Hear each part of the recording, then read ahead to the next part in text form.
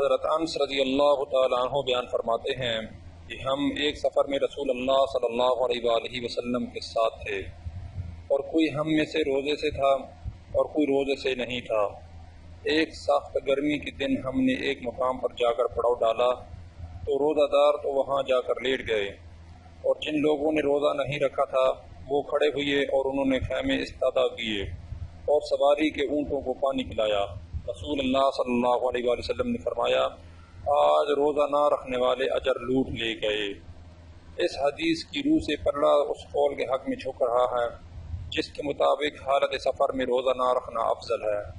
یہاں بیان کیا گیا ہے کہ مذکورہ سفر میں چونکہ سخت گرمی کا زمانہ تھا، اس لیے جن لوگوں نے روزہ رکھا ہوا تھا وہ روزے کی شدت برداشت نہ کر سکے اور جاتے ہی پڑ گئے۔ ان کے لیے یہ ممکن نہ رہا کہ اٹھ کر خیمہ لگاتے اور سواریوں کو پانی پلاتے۔ چنانچہ جن لوگوں نے روزہ نہیں رکھا تھا انہوں نے دوسروں کے آرام کا سامان کیا، اگر وہ بھی روزے سے ہوتے تو وہ بھی سب کے سب پڑ جاتے، اور نہ کوئی خیمہ لگاتا اور نہ جانوروں کو پانی پلاتا۔ اسی وجہ سے رسول اللہ صلی اللہ علیہ وآلہ وسلم نے فرمایا کہ آج وہ لوگ اجر لوٹ لے گئے جنہوں نے روزہ نہیں رکھا تھا اور انہوں نے لوگوں کے لیے آرام و آسائش کا سامان کیا۔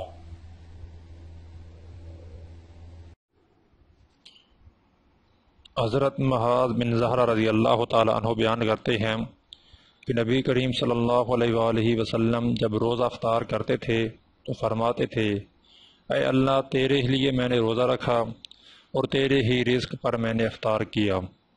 اگر ایک آدمی اللہ تعالیٰ کی طرف سے عائد کردہ کوئی فریضہ انجام دیتا ہے تو اس کا یہ فعل بذات خود اپنی ایک قدر و قیمت رکھتا ہے اور اس پر وہ اجر کا مستحق ہے، لیکن اس فریضے کی انجام دہی کے دوران میں اس کی دو حالتیں ہو سکتی ہیں، ایک یہ کہ وہ غفلت کے ساتھ اسے انجام دے، اور دوسری یہ کہ وہ اس کے دوران میں مسلسل اپنے رب کی طرف راغب رہے اور اس کا ذکر کرتا رہے۔ ان دونوں حالتوں میں اجر اور مقبولیت کے لحاظ سے بڑا فرق ہے۔ ایک شخص کا کسی فریضے کی انجام دہی کے دوران میں اللہ تعالیٰ کی طرف اہتمام کے ساتھ متوجہ رہنا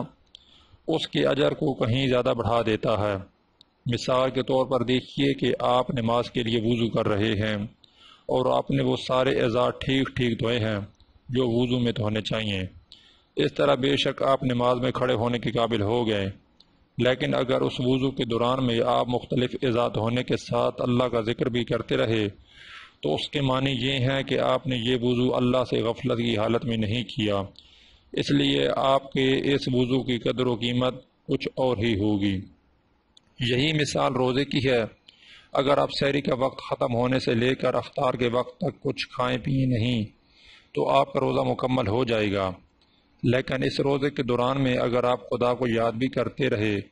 تو اس کے معنی یہ ہے کہ آپ نے اس روزے کی اجر اور قدر و قیمت کو بہت زیادہ بڑھا لیا۔ دوسرے الفاظ میں روزے کے دوران میں غفلت کے ساتھ وقت گزارنے اور اس کے برعکس اللہ کو یاد کرتے ہوئے وقت گزارنے میں اجر و مقبولیت کے لحاظ سے زمین و آسمان کا فرق ہے۔ پھر دیکھیے کہ جب روزہ ختم ہو جاتا ہے تو آپ کو حق پہنچتا ہے کہ آپ فوراً ایک کھجور یا افطاری کی کوئی چیز اٹھائیں اور کھا لیں، لیکن افطار کرتے وقت بھی اگر آپ اللہ تعالیٰ کو یاد کر رہے ہیں اور اس سے پہلے کہ آپ اپنے منہ میں کوئی چیز رکھیں آپ کہتے ہیں کہ خدایا تیرے لیے روزہ میں نے رکھا اور تیرے ہی دیے ہوئے رزق پر اسے افطار کر رہا ہوں،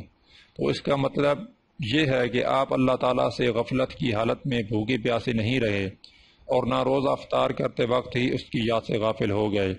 بلکہ ہر لحظہ آپ نے اس کو یاد کو تازہ رکھا۔ اس طرح گویا آپ نے اپنے اس روزے کے اجر کو کئی گنا بڑھا لیا۔